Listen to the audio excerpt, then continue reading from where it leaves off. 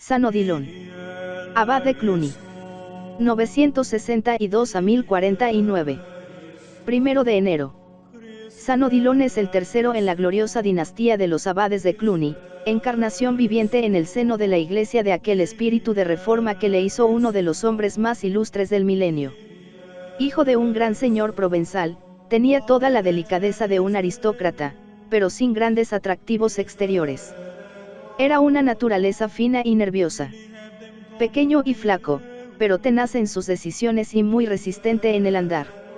Una intensa palidez acentuaba la expresión de su fisonomía. Su alma estaba dotada de una movilidad extraordinaria, en que se reflejaba la viveza de sus impresiones. Tenía una voz sonora y viril, y cuando hablaba, un relámpago pasaba de su inteligencia a sus ojos. Los dos rasgos característicos de su corazón eran una profunda humildad, que le hacía llamarse el último y más despreciable de los hermanos de Cluny, y una dulzura inefable, que le valió el nombre de padre muy clemente y misericordioso. A los que le reprochaban aquella excesiva bondad, solía responder riendo: prefiero ser condenado por mi misericordia que por mi dureza. Sabía, sin embargo, resistir a los rebeldes, y entonces su voz tomaba un acento terrible. Odiaba la adulación y la mentira, y castigaba severamente a los falsos hermanos, aunque no pudiese retener las lágrimas pensando en los culpables. Tenía, como dice un poeta, el desprecio del desprecio, el odio del odio y el amor del amor. Este hombre fue durante medio siglo la figura central de la historia política y religiosa en Occidente. Espíritu cultivado, corazón leal, jefe de una sociedad monástica que se iba extendiendo por toda la cristiandad. Los papas buscaban su apoyo, los obispos le consultaban y le obedecían, los reyes y los príncipes le llamaban su señor y su maestro. Su influencia pesaba sobre los gobiernos de Francia, Italia y Alemania, y llegaba hasta los de España e Inglaterra. 3 veces pasa los Alpes para restablecer el orden en la península itálica y hacer respetar la autoridad pontificia. La Iglesia le debe la institución de la fiesta de los difuntos, la sociedad, el primer pensamiento de aquel movimiento pacífico que se llamó la Tregua de Dios, y el culto de María, uno de los primeros ejemplos de esclavitud mañana. Fue un privilegiado y un enamorado de María. Enfermedades precoces habían atormentado su infancia. Aquejábanle los dolores, y una parálisis impedía sus pies. En cierta ocasión, su nodriza le dejó en la puerta de una ermita de la Virgen, mientras iba a comprar víveres a la aldea cercana. Viéndose solo el niño, penetró en la iglesia, y, valiéndose como pudo de las manos y las piernas, llegó hasta el altar, donde se sintió repentinamente curado. Unos años más tarde volvía nuevamente a aquella ermita, y poniendo la cabeza en el ara, con un gesto que recordaba el de los siervos cuando prestaban el homenaje debido a sus señores, pronunciaba estas palabras: «Oh María, Madre piadosa del Salvador, desde este momento mi vida es tuya. Después de Dios, nada me es tan amable como tú. Yo me entrego a ti. Sé tú mi dulce abogada, recibe a este siervo inútil bajo tu patrocinio». Era aquel un tiempo de anarquía general, de violencias sociales, de escándalos inauditos. Las guerras son tan numerosas, decía San Pedro Damiano, que la espada envía más hombres al sepulcro que la enfermedad. El mundo entero parece un mar agitado por la borrasca. Las discordias y las venganzas, como olas gigantescas, agitan los corazones. Se mata, se roba, se incendia impunemente y la tierra queda reducida a una espantosa esterilidad. De cuando en cuando aparecían la peste y el hambre. Odilon fue testigo de aquella hambre horrorosa que describe uno de sus discípulos en una página inolvidable. Comenzó a desolar la tierra, dice Raúl Glaber, amenazando destruir el género humano. Todos sufrían, grandes y pequeños, todos iban con la boca hambrienta y la frente pálida. Después de acabar con las bestias y los pájaros, fue preciso devorar los cadáveres, y había quienes para escapar a la muerte desenraizaban los árboles en los bosques y arrancaban la hierba de los ríos. Muchas personas mezclaban una tierra blanca, semejante a la arcilla, con la harina o el salvado que les quedaba. Todos los rostros estaban demacrados y descarnados, la piel inflada y tensa, la voz triste y delgada, semejante al sollozo lastimero de los pájaros moribundos.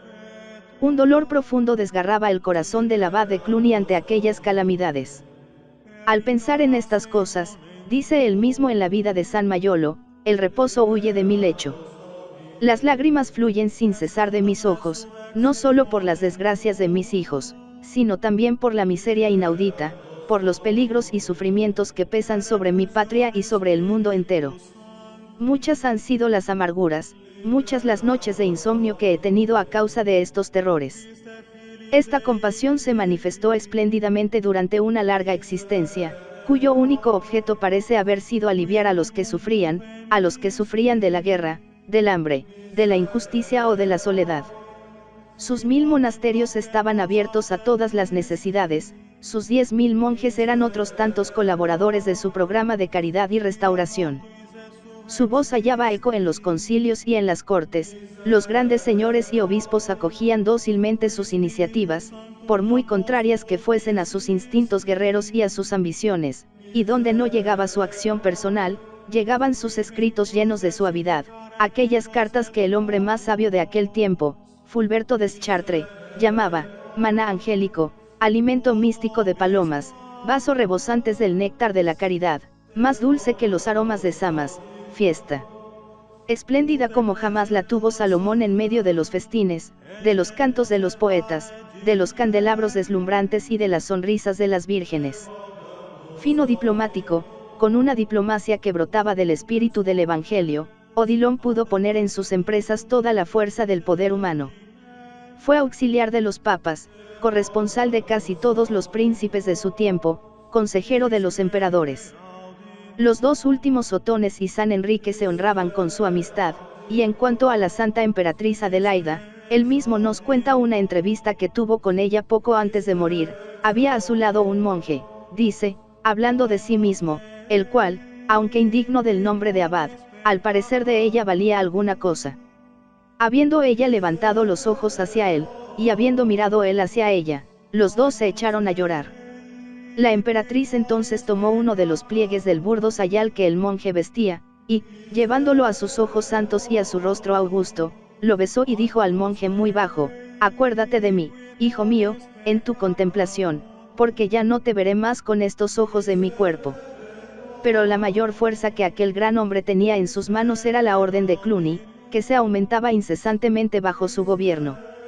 Sus discípulos se movían en todo el occidente predicando y realizando el gran programa de la reforma religiosa y social.